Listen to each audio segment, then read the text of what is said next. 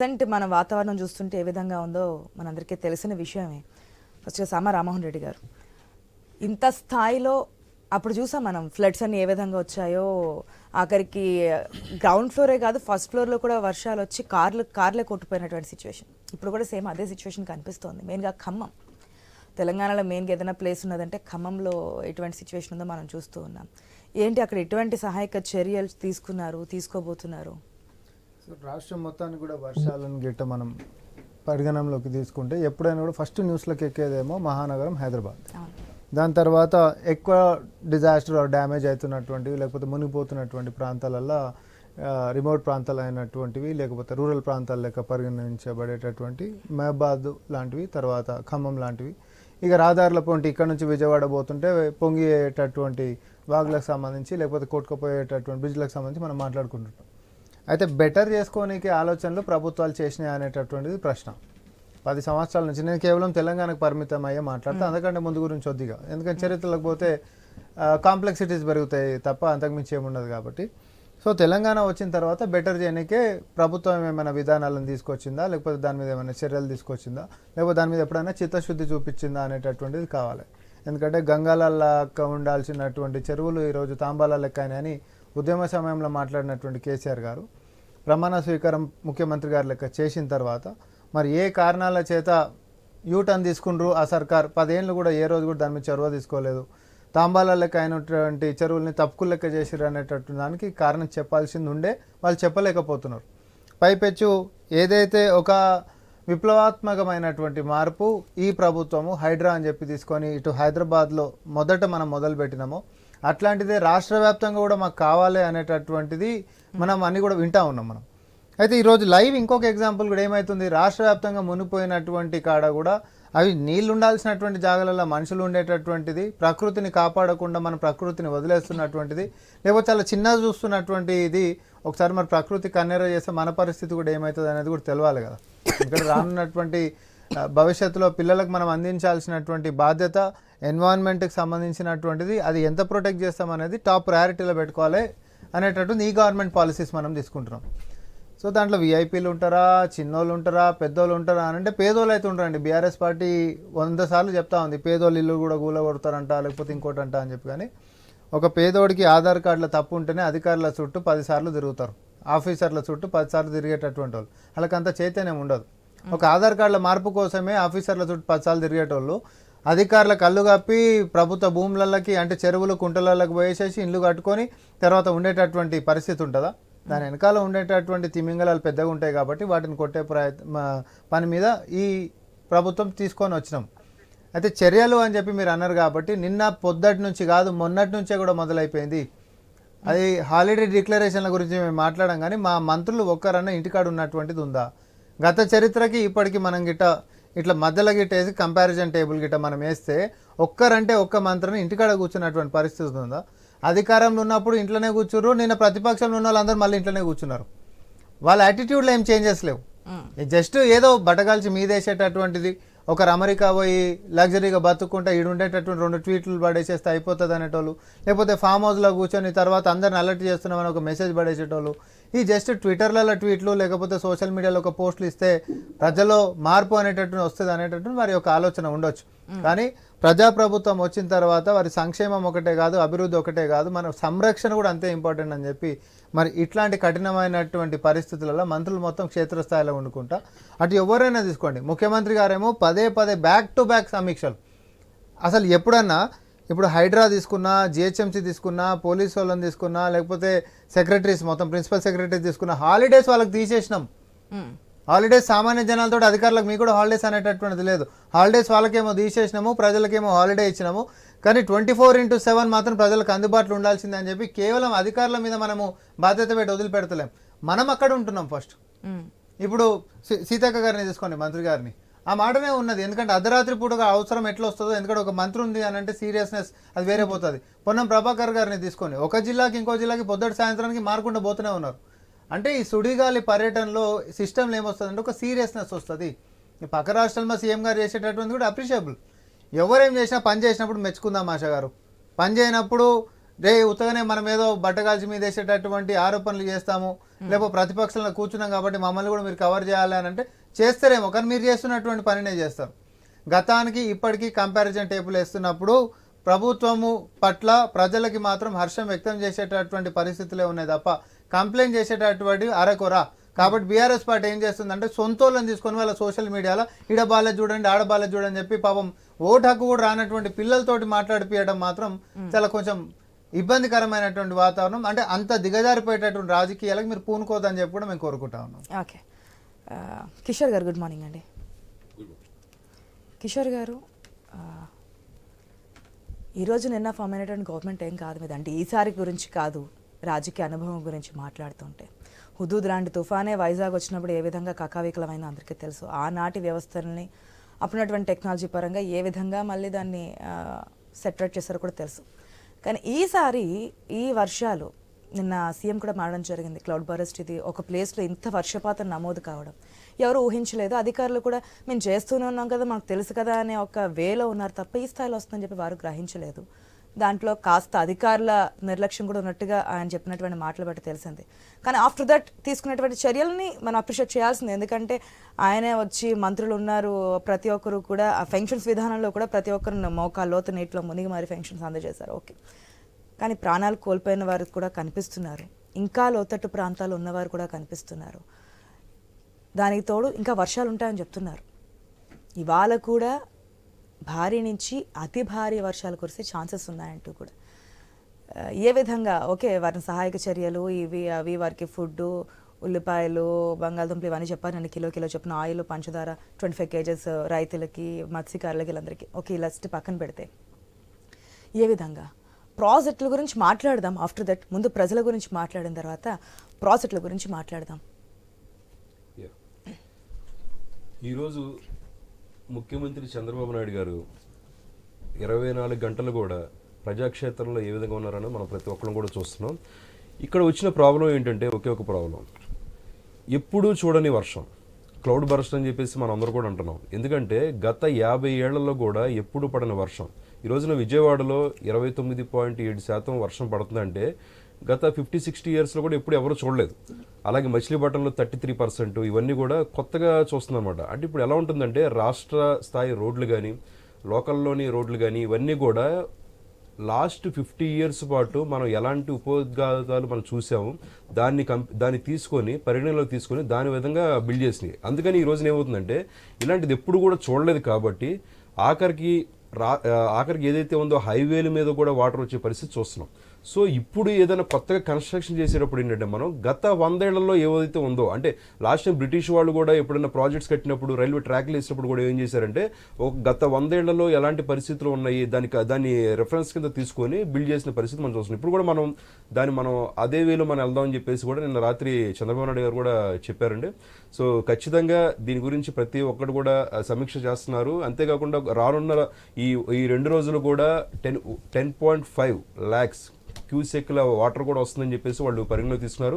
ఇంతవరకు కూడా rescue team అనేది మొత్తం కూడా ఎక్కడికక్కడ కూడా విజయవంతంగానే చేశారు. ఎందుకంటే ఇప్పుడు మనం మనిషి ఒక 50 kgs మోస్తాడు, 60 మోస్తాడు, 100 మోస్తాడు, అంతకుమించి బరువుపోయారు. అలాగే ఏదైతే ప్రస్తుత పరిస్థితులు ఉన్నాయో, డ్రైనేజీ వ్యవస్థ ఉందో, ఏదైతే రోడ్ల స్థాయిలో ఉన్నాయో, ఇవన్నీ కూడా ఎంతవరకు మోయాయో అంతవరకే మోస్తాయి, అంతకుమించి మోయలేవు.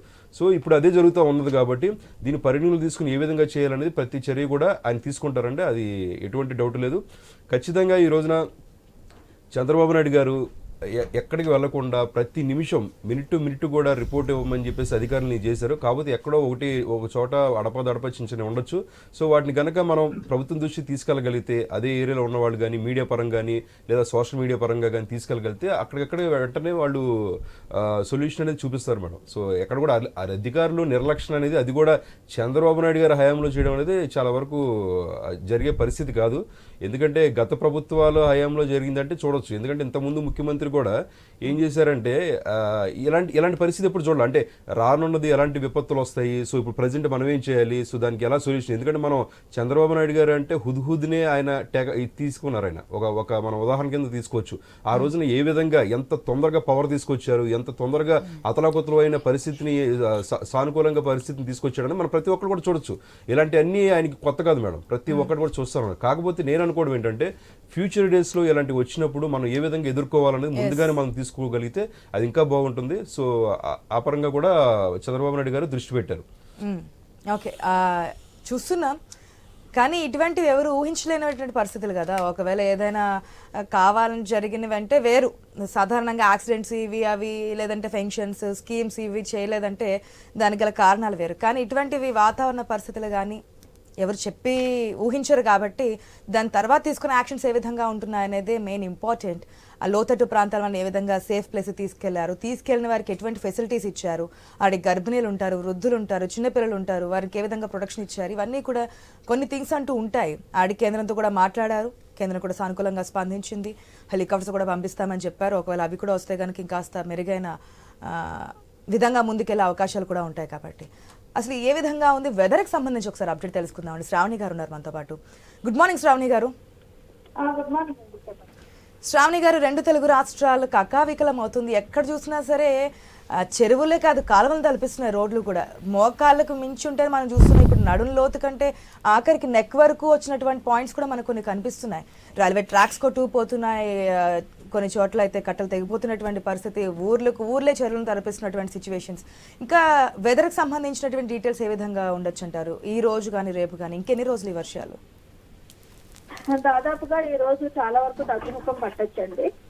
ఈ రోజు చూసుకున్నట్లయితే కొద్దిగా ఉదయం నుంచి రేపు ఉదయం వరకు అక్కడక్కడ జల్లులు ఒక మోస్తరు వర్షం కురిసే అవకాశం అయితే కనిపిస్తుంది. ముఖ్యంగా తెలంగాణ చూసుకున్నట్లయితే తెలంగాణ ఉత్తర తెలంగాణ జిల్లాల్లో కొద్దిగా ప్రభావం ఉంది. ఇంకానా మనకి కోస్తాంధ్ర చూసుకున్నట్లయితే చాలా వరకు ఈ రోజు తగ్గుముఖం పడుతుంది. మధ్యాహ్నం నుంచి కొద్దిగా చాలా వరకు కొద్ది మేఘావృతమైన వాతావరణం అంతా మారి కొద్దిగా ఎండ కాసే కూడా అవకాశం ఉంది. కానీ ఇది చాలా వరకు అత్యధిక వర్షపాతం నమోదవడం వల్ల సడన్ గా మనకి ఎర్లీ మార్నింగ్ కూడా ఎక్కువగా వర్షపాతం క్రాస్ అయినప్పుడు ఎక్కువగా నమోదవడం వల్ల ఇంకా వరద నీరు అక్కడే ఉండడం అయితే జరుగుతూ ఉంది ఎక్కడైనా సరే. దాదాపుగా తెలంగాణ రాష్ట్రంలో చూసుకున్నా, అటు తెలుగు కోస్తాంధ్రలో చూసుకున్నా, కృష్ణా పరివాస ప్రాంతాలన్నీ దాదాపుగా అధిక వర్షపాతం అయితే నమోదవడం అయితే జరిగింది, అత్యధిక వర్షపాతం నమోదవడం జరిగింది. ఈ రోజు రేపు కొద్దిగా వర్షం తగ్గే అవకాశం ఉంది. ఈ రోజు అక్కడక్కడ మోస్తరు వర్షపాతం నమోదైనా రేపటి నుంచి పూర్తిగా కొంచెం అక్కడక్కడ తక్కువ వర్షపాతం నమోదే అవకాశం ఉంది. పూర్తిగా మనకి అల్పపీడనం కింద మారిపోతుంది ఈ రోజు మధ్యాహ్నానికి. అది కూడా మరసవాడ మధ్యప్రదేశ్ మీదకి వెళ్తుంది కాబట్టి వర్షపాత సూచనలన్నీ మనకి కొద్దిగా మహారాష్ట్ర మీద మరియు మధ్యప్రదేశ్ మీద ప్రభావం చూపించే అవకాశం ఉంది ఈ తెలుగు రాష్ట్రాల కంటే. సో ఈ రోజుతో కాస్త ఉపశమనం పొందొచ్చు అనుకోవచ్చు. సహాయక చర్యలు ముమ్మరం జరుగుతాయి. సాయంత్రం నుంచి కొద్దిగా మనకి తగ్గుతుంది. ఇంత నిన్న మొన్న చూసినంత కంటిన్యూస్ గా లేకపోయినా కొద్దిగా తగ్గుతుంది. రేపు పూర్తిగా తగ్గే అవకాశం. 2 తెలుగు రాష్ట్రాలు కూడా సేమ్ సిచ్యువేషన్ అంటారు? రేపు కూడా రేపు ఉంటుంది. ఎల్లుండి నుంచి కొద్దిగా మళ్ళీ ఉత్తర కోస్తా అందరూ అంటే విశాఖపట్నం, శ్రీకాకుళం తక్కువ ప్రాంతాల్లో అక్కడక్కడ మోస్తరు వర్షపాతం నమోదే అవకాశం ఉన్నప్పటికీ రేపుకి దాదాపుగా కొంచెం తగ్గే అవకాశం ఉంది. ఓకే, 2 తెలుగు రాష్ట్రాలు కూడా కాస్త ఈ వర్షం నుంచి ఉపశమనం పొందే అవకాశాలు ఉన్నాయి అనుకోవచ్చు వెదర్ అప్డేట్ని బట్టి చూస్తే. ఎస్, ఓకే అండి. కృష్ణాజనేయులు గారు గుడ్ మార్నింగ్ అండి. గుడ్ మార్నింగ్ అండి. ప్యానల్ మెంబర్స్ అందరికి కూడా నమస్కారం. కృష్ణాజనేయులు గారు రిపోర్టు చాలా స్పష్టంగా ఆ శ్రావణి గారు చెప్పారు. ఈ రోజు వర్షం తగ్గుతుంది, రేపు ఉండదు అనేటువంటి దాని మీద. కాబట్టి మనం కొంత ఆందోళన కొంత తగ్గించుకోవచ్చు, ఇబ్బంది లేదు. ఇక్కడ ఒక అంశం ఏమిటి అంటే ఇది ఇలాంటి వర్షం పడిద్దని గాని ఇక్కడ విజయవాడ అంతా మునిగిపోయినటువంటి పరిస్థితి. విజయవాడ అంతా మీన్స్ అంటే విజయవాడకు సంబంధించినటువంటి అజిత్ సింగ్ నగర్ గాని, రాజరాజేశ్వరపేట ఇలాగా ఒక 12 కాలనీలు పూర్తిగా నీట మునిగి వరదలో ఉన్నాయి. 24 గంటల నుంచి వరదలో ఉన్నాయి. సుమారుగా 10-12 అడుగుల లోతులు నీళ్ళల్లో ఉన్నటువంటి పరిస్థితి. బొడమేరు వాగు పొంగి పొరలటం అనేటువంటి 2 ప్రధానమైనటువంటి అంశాలు. ఒకటి అత్యధికంగా వర్షం పడటం విజయవాడలో, రెండవది పైన ఖమ్మము, అదే విధంగా మదిర అటువైపు నుంచి, అదే విధంగా కృష్ణాకు సంబంధించినటువంటి వరద, ఇవన్నీ ఒకేసారి రావటం అనేటువంటిది విజయవాడ 30 సంవత్సరాల తర్వాత మొట్టమొదటిసారి ఈ విధమైనటువంటి ముంపుకు గురైనటువంటి పరిస్థితి ఉంది. విజయవాడ పరిసర ప్రాంతాల్లో సుమారుగా 12 కిలోమీటర్ల వరకు కూడా శివారు కాలనీలన్నీ కూడా మునిగిపోయినటువంటి పరిస్థితి ఉంది. ఇది మనం అంచనా వేయలేకపోవటమో లేక ముందుగా ఇది అనుకోకుండా జరిగినటువంటిది మాత్రం కాదు. మనము ఈ రోజు ఉన్నటువంటి టెక్నాలజీ ప్రకారంగా పిడుగు ఎప్పుడు పడుతోంది, ఎక్కడ పడుతోంది, ఎంత వర్షపాతం నమోదైంది, ఆ వర్షపాతం నమోదైతే ఏ ఏ ప్రాంతాల్లో నమోదైంది, ఆ వరద ఎటువైపు వస్తుంది, ఏ విధమైనటువంటి వాగులు పొంగి పొర్లుతాయి, ఏ విధమైనటువంటి నదులు పొంగి పొర్లుతాయి, ఇవన్నీ కూడా అంచనా వేయగలిగినటువంటి టెక్నాలజీ ఈ రోజున మన దగ్గర ఉంది. అలాంటి అంచనా వేయాల్సిన పరిస్థితి ఉన్నప్పుడు నీవు 30 సంవత్సరాల తర్వాత ఇంత పెద్ద వర్షం వస్తుంది, పైనుంచి వరద వచ్చేటువంటి పరిస్థితి ఉంటే, మరి బుడమేరు లాంటి ఆ వాగు పొంగి పొరలేటువంటి అవకాశం ఉన్నప్పుడు ఆ బుడమేరు కింద ఉండేటువంటి అజిత్ సింగ్ నగర్ గాని మిగతా ప్రాంతాలకు సంబంధించినటువంటి సుమారుగా ఒక 10 కాలనీల వరకు కూడా వాళ్ళని ముందస్తుగా అలర్ట్ చేయాల్సినటువంటి అవసరం ఉందా లేదా? అలర్ట్ చేసి వాళ్ళని అవకాశం ఉంటే ఏ పునరావాస కేంద్రాలకు తరలించాల్సినటువంటి అవసరం ఉందా లేదా? ఇప్పుడు జరిగిన తర్వాత మనం ఇంత స్థాయిలో ఎప్పుడు జరగలేదు, జరిగిద్దని అంచనా వేయగలిగినటువంటి పరిస్థితులు మనకు ఉన్నప్పుడు ఎందుకు అంచనా వేయలేకపోయాం? ఇది తప్పు. ప్రభుత్వం స్పందించిందా లేదనేటువంటి పాయింట్ కాదు. ముఖ్యమంత్రి చంద్రబాబు నాయుడు స్పందించారు. ఆయన ఎలా ఉంటుందో హుదూద్ తుఫాన్లో ఆయన సహాయక చర్యల విషయంలో ఇప్పుడు ఆయన ఇల్లు కరకట్ట మీన అంటే విజయవాడకి కనీసంగా 15 కిలోమీటర్ల దగ్గరే ఉంటది. కానీ ఆయన రాత్రంతా ఎన్టీఆర్ జిల్లా విజయవాడకు సంబంధించినటువంటి కలెక్టరేట్ లో బస్సులో పడుకున్నాడు. ఎందుకు పడుకున్నాడు? ఆయన సీరియస్నెస్ కోసం. అధికారులు ఈ 24 గంటలు గత 24 గంటల్లో ఉన్నటువంటి నిర్లక్ష్యం కారణంగా ఈ రోజున ముంపు ప్రాంతాల్లో ఉండేటువంటి ప్రజలు అంటే సుమారుగా 2,70,000 మంది ప్రజలు ముంపులో ఉన్నారు. వాళ్ళు బయటికి రాలేనటువంటి పరిస్థితి. వాళ్ళకి ఆహారం అందించాలి, వాళ్ళలో వృద్ధులు ఉంటారు, పిల్లలు ఉంటారు, వాళ్ళ పరిస్థితి ఏమిటి? ఇవన్నిట్లో నిన్న ఆయన నేరుగా బోట్లలో ఎన్డీఆర్ఎఫ్ బోట్లలో నేరుగా ముంపు ప్రాంతాలకు కూడా వెళ్ళారు చంద్రబాబు నాయుడు. ఇక్కడ జరిగినటువంటిది ఏంటి? జరిగిన తర్వాత జరిగిన సహాయక చర్యల గురించి మనం మాట్లాడుకోండి. ఆయన చాలా సీరియస్ గా రెస్పాండ్ అయ్యారు. ఓకే, అసలు జరగాల్సినటువంటి నష్టం ఇప్పుడు ఎక్కువ జరిగింది.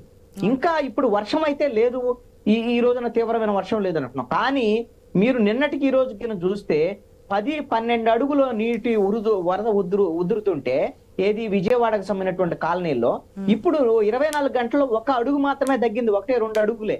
ఇంకా 10 అడుగుల వరకు కూడా వరద నీరు ప్రవహిస్తుంది బుడమేరుకు సంబంధించినటువంటి కింద ప్రాంతాల్లో.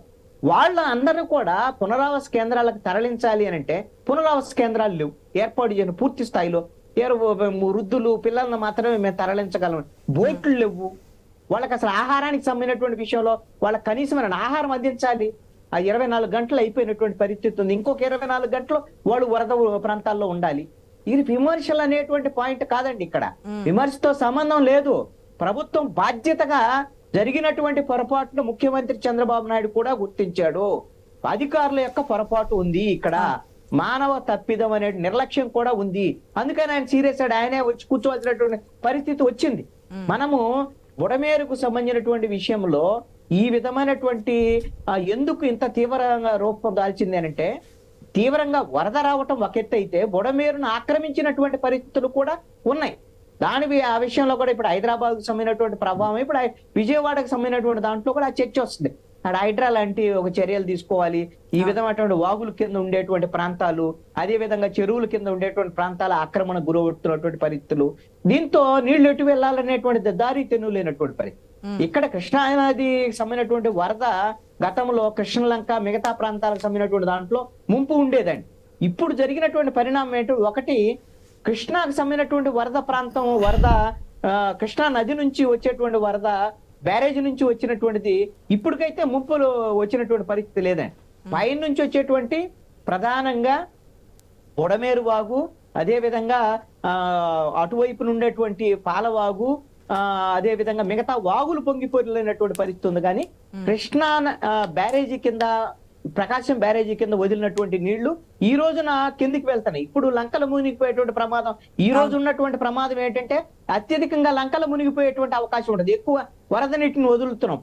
దాని గురించి కూడా మాట్లాడారు సీఎం, లంక గ్రామాల ప్రజల్ని అప్రమత్తం చేయాలి అని, తీసుకెళ్లాలి అక్కడి నుంచి అని. ఒకటి ఏంటంటే విజయవాడలో ఉండేటువంటి వాళ్ళు ఇంకొక 24 గంటలు 48 గంటలు వరదలో ఉండేదానికి అవకాశం ఉంటది. వాళ్ళను పునరావాస ప్రాంతాలకు తరలించాలి, వాళ్ళకి ఆహారం అందించాలి. అదే విధంగా ఆ తర్వాత వచ్చేటువంటి డయేరియా ఇతర సమస్యల నుంచి వాళ్ళని కాపాడేటువంటి ప్రయత్నం జరగాలి. అదే విధంగా ఈ 2 రోజులు అయితే వర్షం పడేటువంటి అవకాశం లేదు కాబట్టి ఇదో కొంత ఉపశమనం కలిగించేటువంటి అంశం. కానీ పైన ఇప్పుడు ఖమ్మము, మదిర ఆ ప్రాంతాల్లో ఈయన వర్షాలు పడ్డాయి అనుకోండి, మళ్ళీ బుడమేరుకు సంబంధించినటువంటి వాగు, అదే విధంగా మున్నేరు, ఇవన్నీ కూడా అవి కృష్ణా నదిలోకి వెళ్ళాలంటే కృష్ణా నది చాలా తీవ్రంగా ప్రవహిస్తుంది. అందుకని ఆ నీరు వెనకదనేటువంటి ప్రమాదం ఉంటుంది. అందుకని ఇవన్నీ కూడా ఇటు బుడమేరు వైపు వచ్చేదానికి ప్రమాదం ఉంటుంది. దీన్ని అంచనా వేసి వాళ్ళందరినీ కూడా పునరావాస కేంద్రాలకు తరలించడం, బోట్లు సరిపోయినటువంటి బోట్లు ఇవ్వని ఈ రోజు అనుకుంటే ఎట్లా? ముందే దీనికి సంబంధించినటువంటి విషయంలో ఏర్పాట్లు చేసుకొని ఉండాలి కదా. ఇప్పుడు హెలికాప్టర్లు వస్తాయి అవి ఇవని అంటున్నారు, హెలికాప్టర్లు రాలే. ఇంకా ప్రధానమంత్రి మాట్లాడారు చంద్రబాబు నాయుడుతో, చంద్రబాబు నాయుడు అదే విధంగా అమిత్ షాతో మాట్లాడి ఇవన్నీ మాట్లాడారు, బానే ఉంది. కానీ ఆ యాక్షన్ లో ఆ విధమైనటువంటి పరిష్కార మార్గాల దిశగా వేగంగా అడుగులు పడటం లేదనేటువంటిది బాధాకరమైనటువంటి విషయం. దీన్ని విమర్శగా తీసుకుంటుందా ప్రభుత్వము, లేకపోతే ముందు జాగ్రత్త? ఇప్పుడు ముందు జాగ్రత్తలు తీసుకోలేదు, పొరపాటు జరిగింది, నష్టం జరిగింది. ఒకటేంటంటే మనము ప్రాణ నష్టం అయితే ఈ వరదలో లేదు.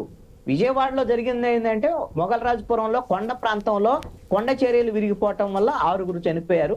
అదే విధంగా గుంటూరులో ఒక కారు కొట్టుకుపోవటం వల్ల 3 చనిపోయినటువంటి పరిస్థితి.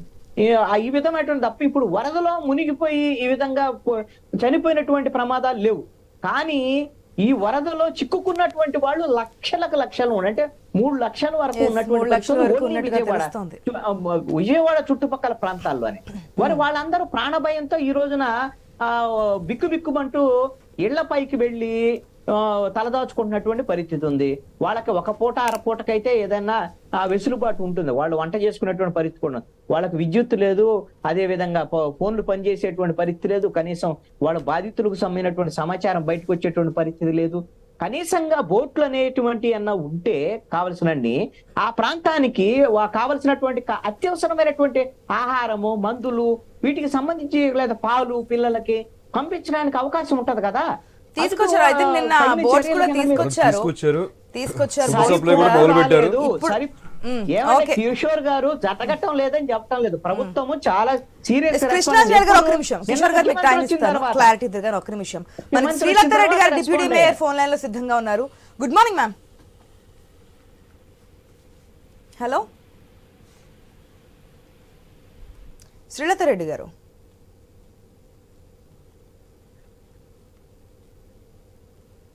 ఓకే, కాల్ డిస్కనెక్ట్ అయినట్టుంది. ప్లీజ్ మరొకసారి ఆవిడని కాంటాక్ట్ అవుదాం. లక్ష్మణ్ రావు గారు గుడ్ మార్నింగ్ అండి. Good morning. లక్ష్మణ్ రావు గారు, ఎప్పటికప్పుడు మనం వాతావరణము, ప్రకృతి విపత్తులు, ప్రకృతి విలయం అని మాట్లాడుకుంటున్నప్పటికీ కూడా కృష్ణాంజనేయులు గారు చెప్పిన దాన్ని బట్టి మనకి టెక్నాలజీ పెరిగింది. అంటే వేరే దేశాల్లో ఎక్కడికక్కడ కొట్టుకుపోతున్నటువంటి పరిస్థితులు మనం చూస్తున్నాం. ఈ స్థాయిలో వస్తాయని చెప్పి గమనించలేకపోతున్నారు అంటే అది ఒక పాయింట్. కానీ ఎప్పటికప్పుడు మనకి 2018లో ఐ థింక్ కేరళలో 2018లో అనుకుంటా ప్రకృతి సంబంధించి అక్కడ ఏ విధంగా ఉంటుందో చూసాం. అక్కడ విలయం ఏ విధంగా వచ్చిందో కూడా మనం చూసాం డైరెక్ట్గానే. ఆ తర్వాత మనకి హైదరాబాద్లో కూడా ఏ విధంగా ఫ్లడ్స్ వచ్చాయి, ఏ విధంగా మునిగిపోయింది, అప్పుడు కేంద్రం పట్టించుకోలేదు, ఇవన్నీ కూడా చూస్తున్నాం. ఓకే, ఇప్పుడున్నటువంటి పరిస్థితులు, అప్పుడు గవర్నమెంట్ వేరు, ఇప్పుడు గవర్నమెంట్ వేరు. కానీ ఎప్పుడున్నా ఇదే రోడ్ల మీద మనకు మెయిన్గా హైదరాబాద్ చూసుకుంటే కనుక ఎక్కడున్నా మోకాల్లోతు వర్షం. ఒక గంట కానీ వర్షపాతం ఎక్కువగా నమోదైందా అంటే ఏ విధంగా ఉంటుందో అందరికీ అర్థమైన పరిస్థితులే.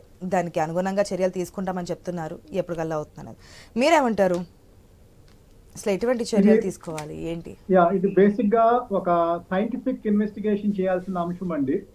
వాటర్ కి ఒక దిశ నిర్దేశం ఇవ్వాలా.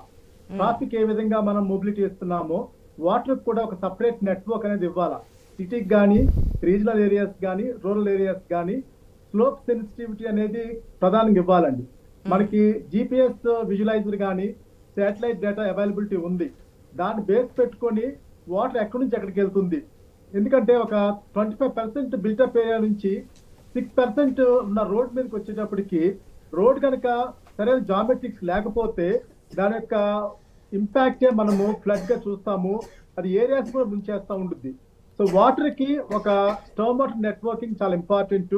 మేము చేసిన ఇదివరకు రీసెర్చ్ లో మేము తమిళనాడు, కేరళ గమనించినప్పుడు ఈ యొక్క హైవేస్ కి క్రాస్ డ్రైనేజ్ వర్క్స్ ని పర్ కిలోమీటర్ 4 పెడతారు, కానీ అది స్లోప్ సెన్సిటివిటీ లేకుండా పెడతారు. దానివల్ల అవి ఫంక్షనాలిటీ సరిగ్గా ఉండదు.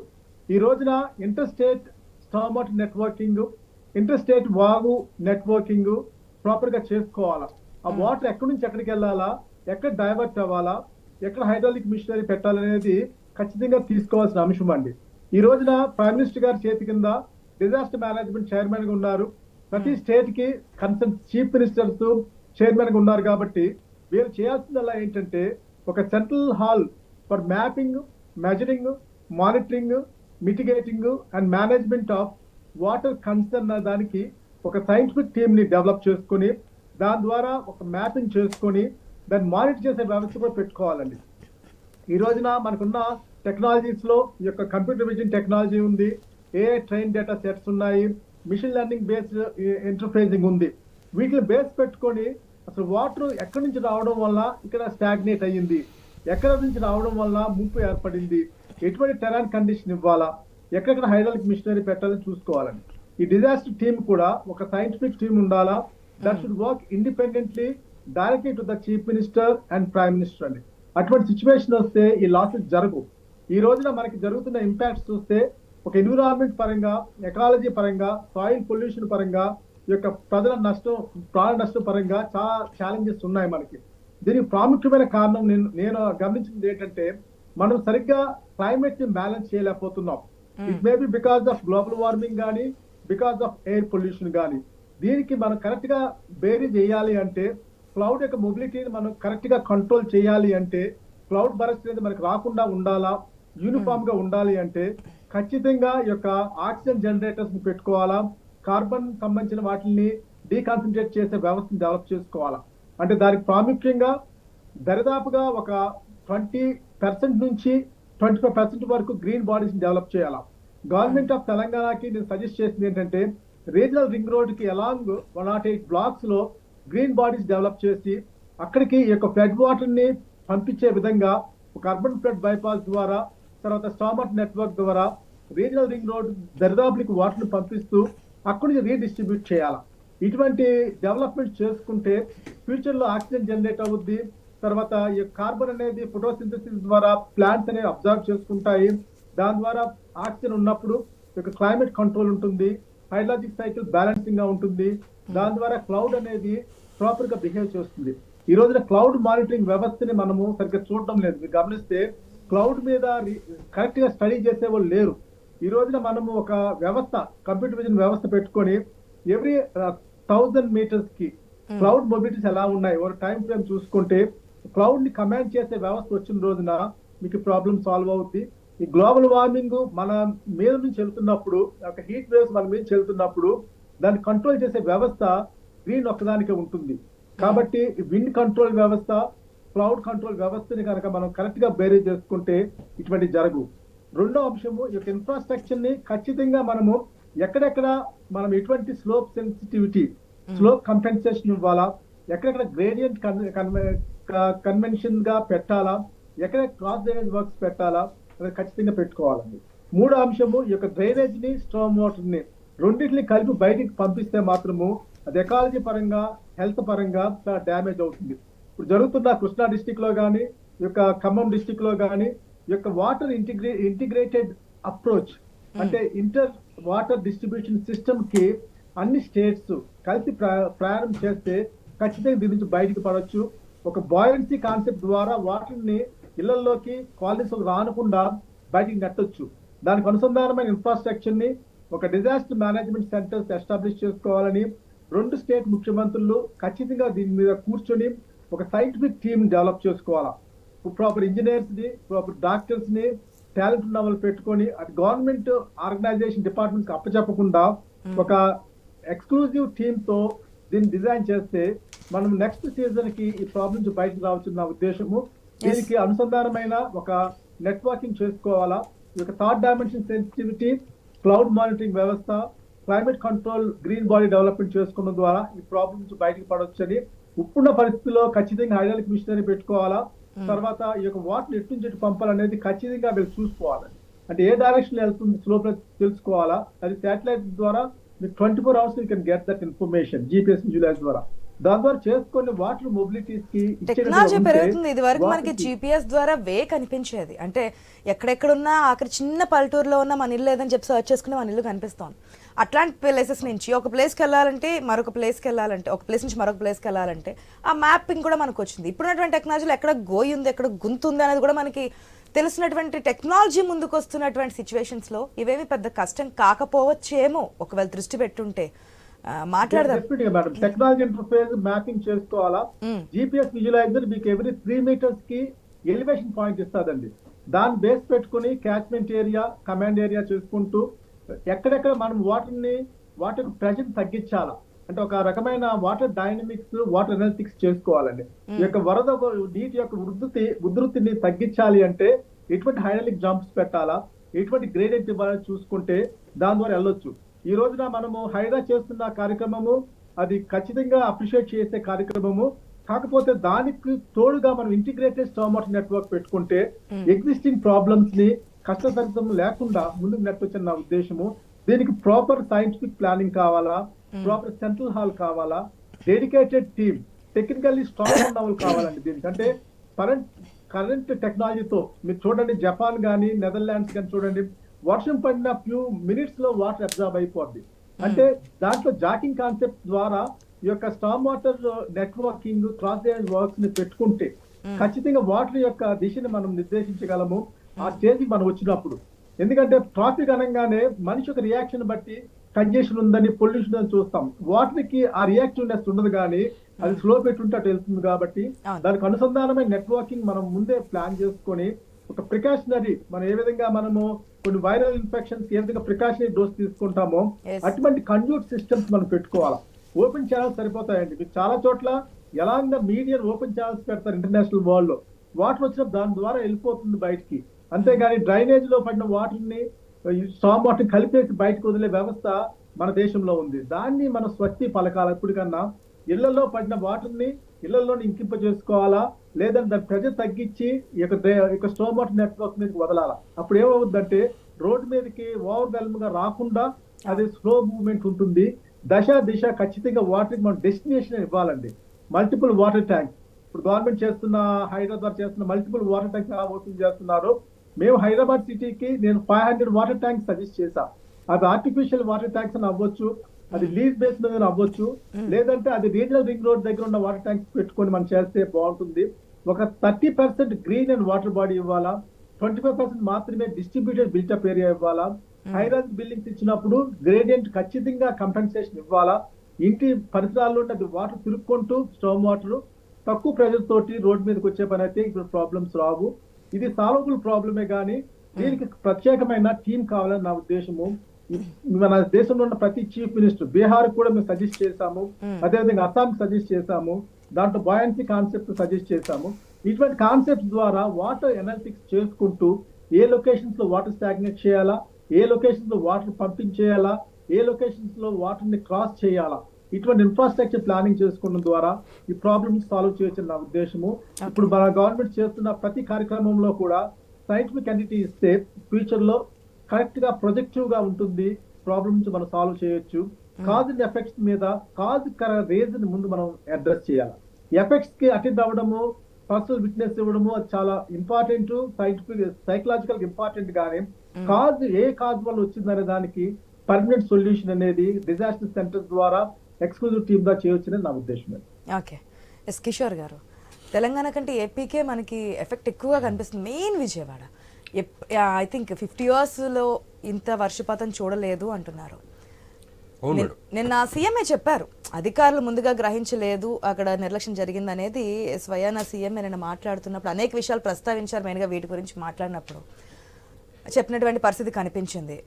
టెక్నాలజీ గురించి మాట్లాడుతున్నాం కదా, టెక్నాలజీలో దూరదృష్టి గల పర్సన్ ఎవరైనా ఉన్నారంటే సీఎం చంద్రబాబు నాయుడు అంటారు.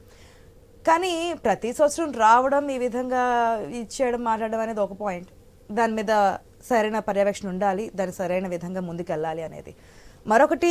కృష్ణాంజనేయులు గారు చెప్పిన విధంగా ఎంతవరకు మనకి ఫెసిలిటీస్ ఉన్నాయి సురక్షిత ప్రాంతాలకి? ఓకే, ఎన్ని సురక్షిత ప్రాంతాలు ఉన్నాయి, ఎన్ని స్కూల్స్లో పెడతాం, ఎన్ని ఆఫీసుల్లో పెడతాం, ఎన్ని గవర్నమెంట్ ఆఫీసులు ఉన్నాయి, వారికి ఫుడ్ తీసుకెళ్ళడానికి ఫెసిలిటీస్ ఏ విధంగా ఉన్నాయి? నేను బోట్లు తీసుకొచ్చారు, ఓకే, నేను కూడా చూస్తున్నాను, బోట్లు వరుసగా పెట్టున్నారు, ఆటోలోనే ఎక్కడ అంటే అక్కడ మరబోట్లను తీసుకెళ్ళి పెట్టున్నారు. కానీ అవి సఫిషియెంట్గా ఉన్నాయా, సరిపడా ఉన్నాయా? వాళ్ళందరికీ దాదాపు 3 లక్షల మంది, ఆ ఫిగరే చాలా భయానకంగా ఉంది. 3 లక్షల మంది సురక్షిత ప్రాంతాలు తరలించే పరిస్థితిలో ఉన్నప్పుడు ఏ విధంగా అనేది ఒక ప్రశ్న.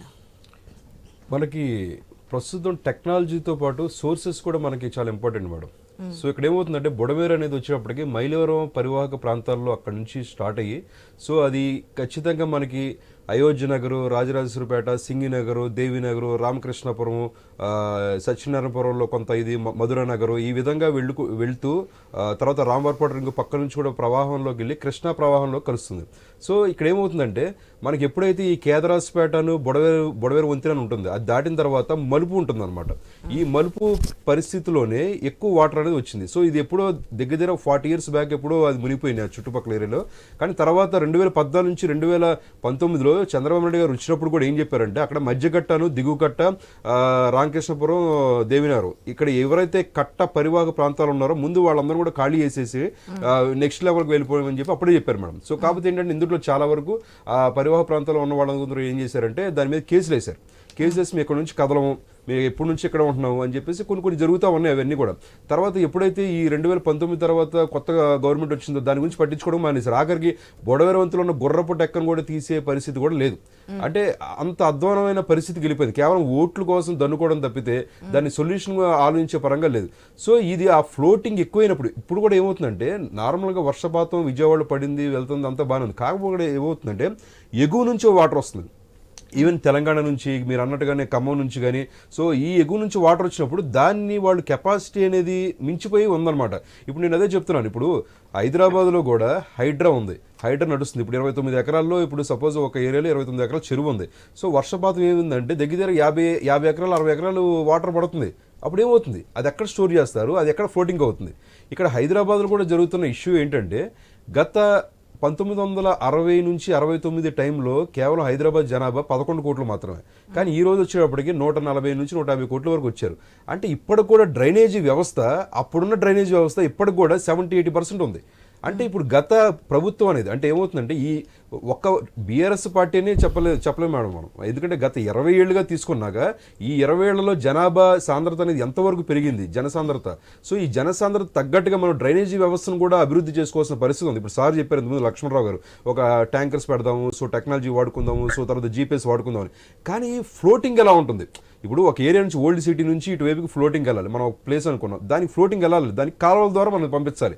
ఆ కింద డ్రైనేజీ సిస్టమ్ అనేది కూడా ఇంకా పూర్తిగా పరిపక్వత చెందలేని పరిస్థితి మనం చూస్తున్నాం. సో ఏదైతే కొన్ని ఏరియాలో చేస్తూ ఉన్నారు 6 inch పైపుల నుంచి 9 inch పైపులు ఇవన్నీ కూడా డ్రైన్ చేస్తున్నారు. కానీ కొన్ని ఏరియాలు అంటే నాళాల మీద కూడా కట్టారు. సో ఓకే, నేనేమంటున్నానంటే కాంగ్రెస్ ప్రభుత్వం ఈ రోజు తీసుకున్నది ఖచ్చితంగా హర్షణీయమే. సో చెరువులు అనేది మనం చేస్తున్నాం. కాకపోతే వాళ్ళకి ఏంటంటే ముందు ఒక ప్రణాళిక కూడా ఉంటే ఇంకా బాగుంటుంది దానికి. ఎందుకంటే ఇప్పుడు చెరువు అనేది ఒక నిర్దేశించారు, దానికి చుట్టుపక్కల కూడా ఒక బార్డర్ వేసుకొని, సో ఓకే ఇది చెరువు, సో దీని చుట్టుపక్కల ఒక బార్డర్ వేసాము, దీని తర్వాత ఇంకెళ్ళొద్దు అంటే వాళ్ళు కూడా వేరే వాళ్ళు వెళ్ళరు కదా.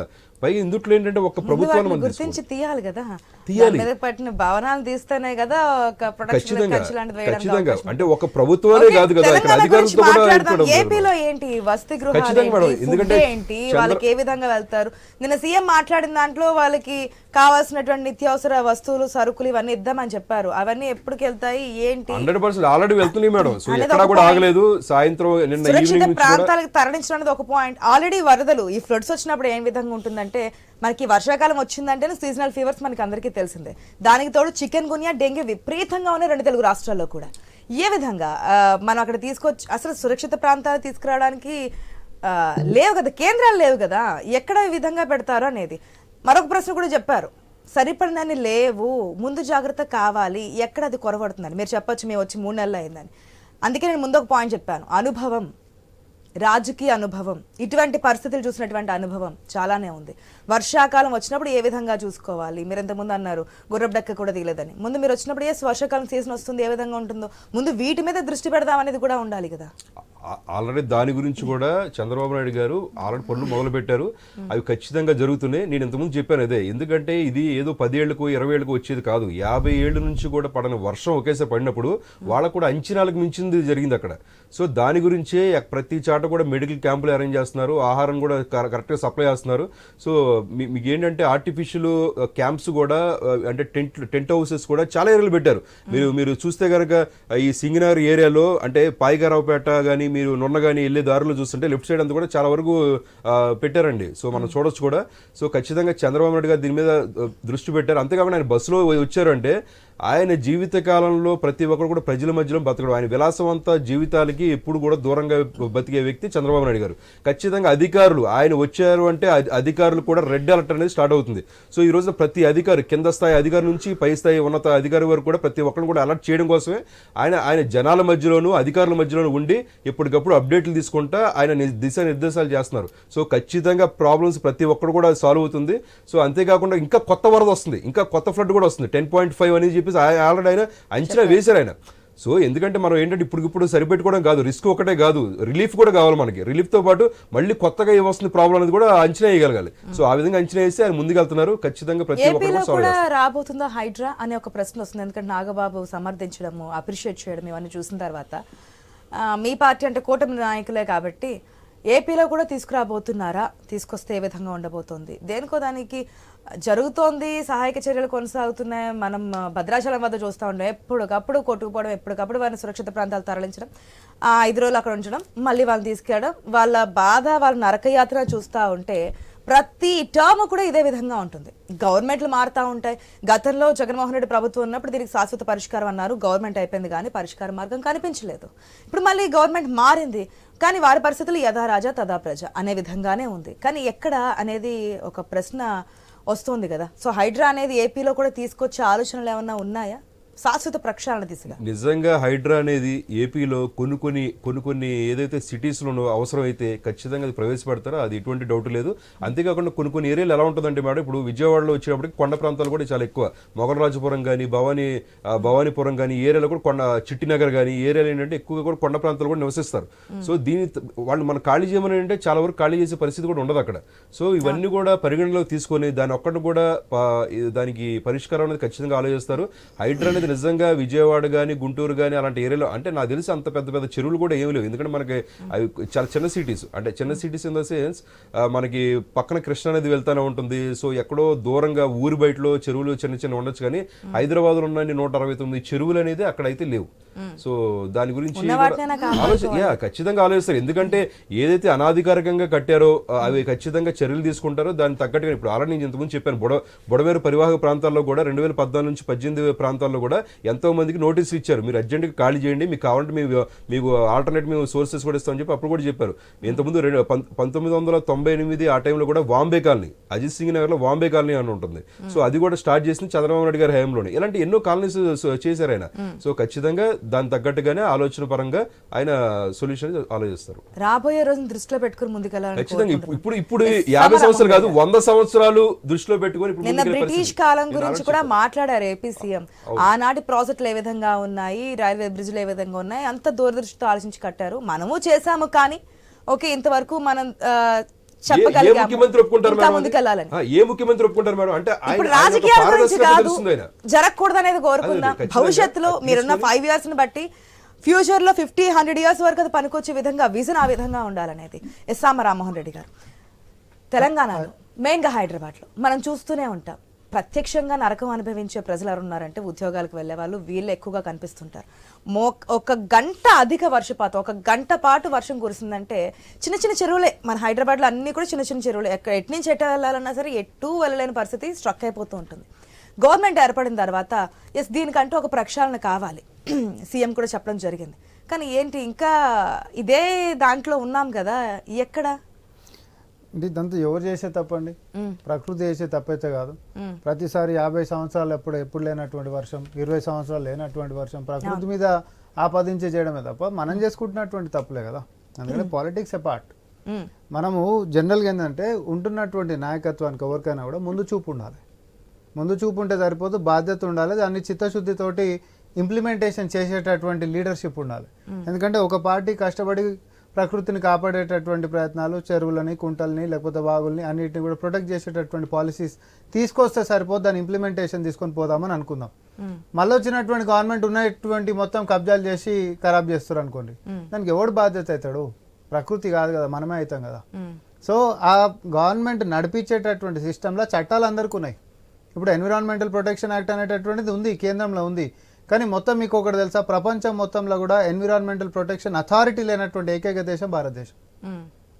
ఒక అథారిటీ లేదు, చట్టం ఉంది, చట్టం మాట్లాడుతున్నాం, పొల్యూషన్ కంట్రోల్ బ్యూరో ఉంది.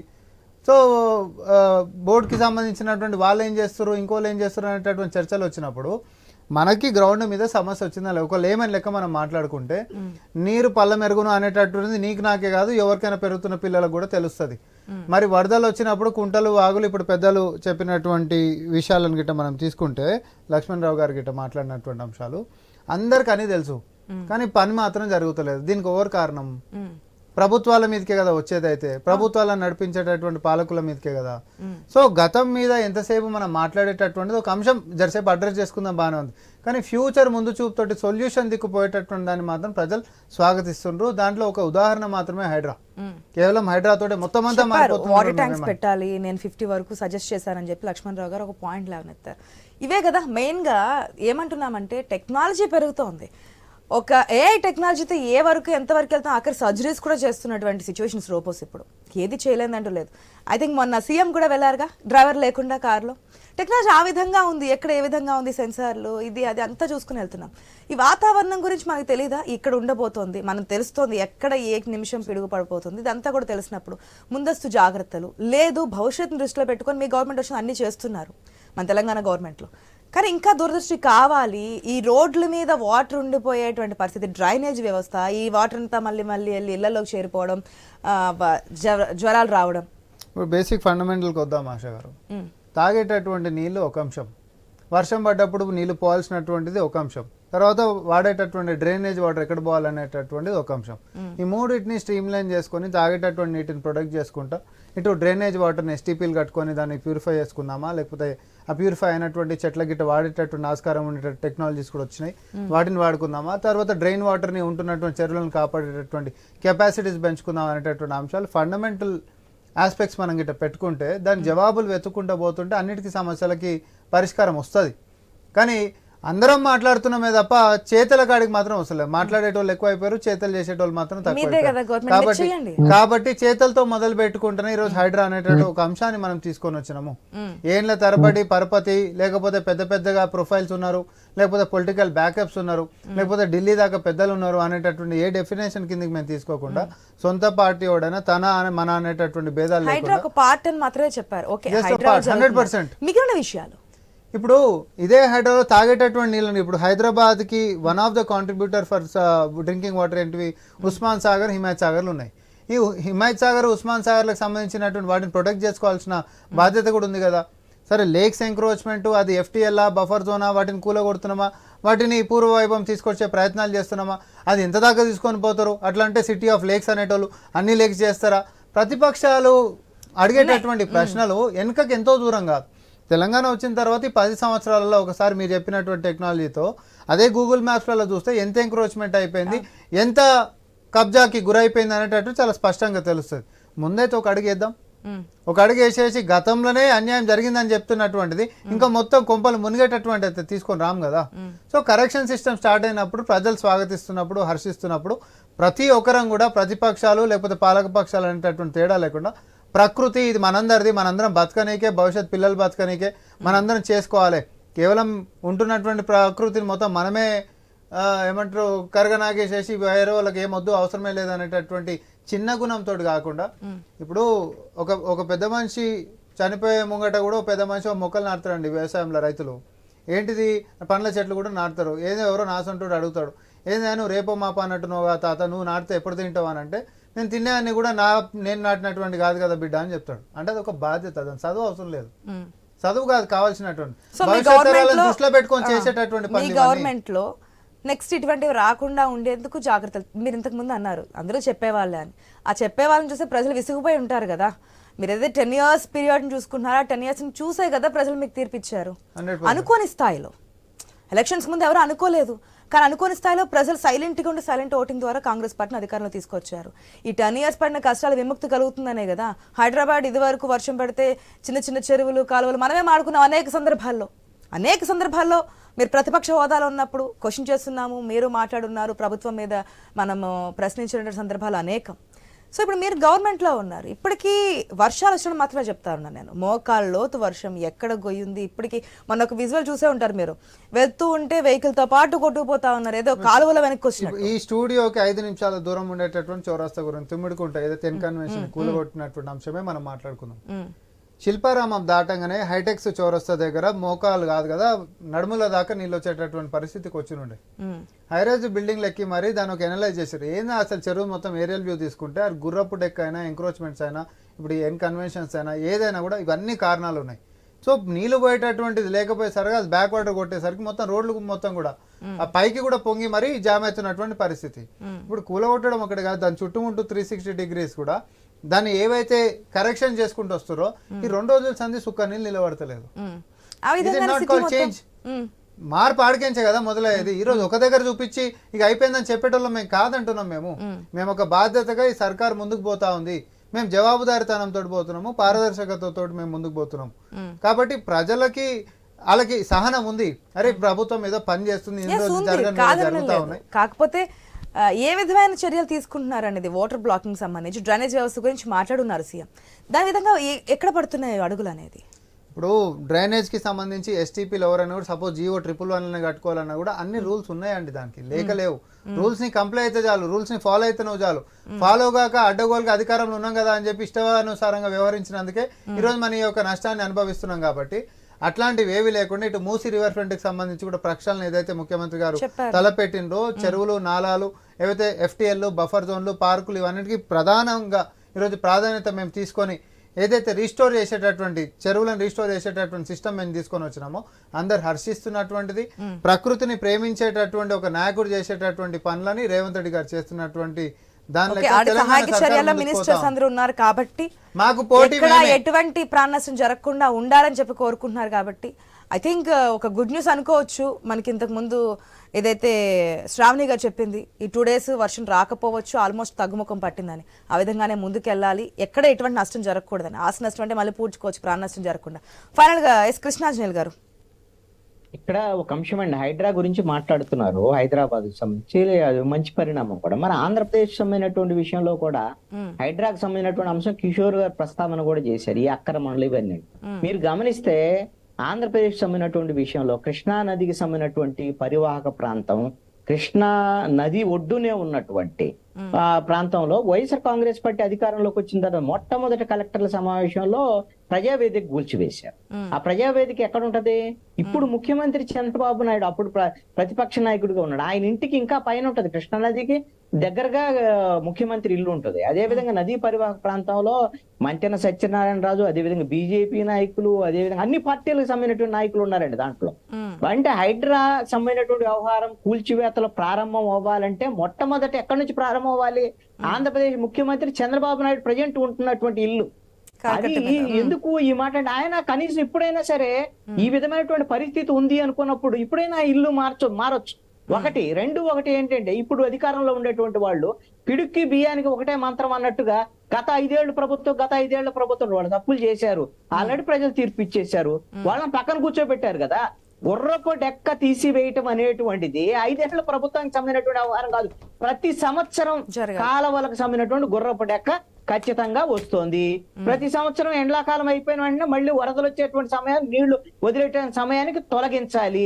ఇప్పుడు ప్రభుత్వం వచ్చిన తర్వాత తొలగించాల్సినటువంటి అవసరం ఉంది. అదే విధంగా మీకు బుడమేరు వాగు సంబంధించినటువంటి అంశం ఏదో ఈ ప్రభుత్వం వచ్చినప్పుడు ఏదో జరిగిందని ఆయన ఎవ్వరూ అనటం వల్ల అక్కడ ఉండేటువంటిది అది తెలాపాపం తలా పిడికడం అన్నట్టుగా అన్ని ప్రభుత్వాల నుంచి ఆ విధమైనటువంటి ఆక్రమణలు వస్తున్నాయి, అన్ని చేస్తుంది. ఈ ఆక్రమణల తొలగింపు విషయంలో ఇప్పుడు ఈ ప్రభుత్వం ఏం చర్యలు తీసుకుంటుంది అనేటువంటిది ముఖ్యమైనటువంటి విషయం కదా. ఫస్ట్ ఎందుకంటే ఇంకొకసారి ప్యాంట్లు మీలికి ఫోల్డ్ చేసుకొని ఫోటోలు దిగలేనటువంటి వ్యవస్థకు రావాలి. ఆ మార్పు కోసం అందరూ శ్రీకారం కడితే బాగానే ఉంటుంది.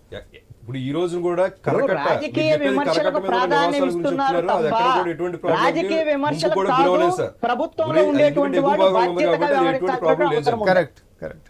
ఓకే, ఎస్ చెప్పండి లక్ష్మణ్ రావు గారు, 30 seconds సార్ ప్లీజ్. మేడం, ఇప్పుడు ఉన్న 2 స్టేట్స్ కూడా రీజనల్ రింగ్ రోడ్ అనేది బేస్ పెట్టుకొని ఇక వాటర్ మొబిలిటీని ఏ విధంగా మనం ట్రాఫిక్ మొబిలిటీకి ఒక బెనిఫిట్ ఇస్తున్నామో ఆ విధంగా వాటర్ మొబిలిటీ ఆ ఏరియా నుంచి రీజనల్ రింగ్ రోడ్ నుంచి లోపలికి వచ్చే విధంగా, రీజనల్ రింగ్ రోడ్ నుంచి బయటకు వెళ్లే విధంగా exclusive storm water network connect చేసుకుంటే సరిపోతుంది. హైదరాబాద్ సిటీకి నేను 2019 లో ఒక 4,993 crores తో ఒక ప్రాజెక్ట్ ఇచ్చాను. దాంట్లో 500 water tanks, 550 kilometres urban blood bypass, ఒక 1094 కిలోమీటర్స్ స్టోమర్ నెట్వర్క్ ఇచ్చామండి. ఆ రిపోర్ట్ జీపీఎస్ డేటాతో లాట్లాన్స్ తో సహా ఉంది, ఎక్కడెక్కడ ఏమేమి చేయాలనేది. ఆ report it is with GHMC.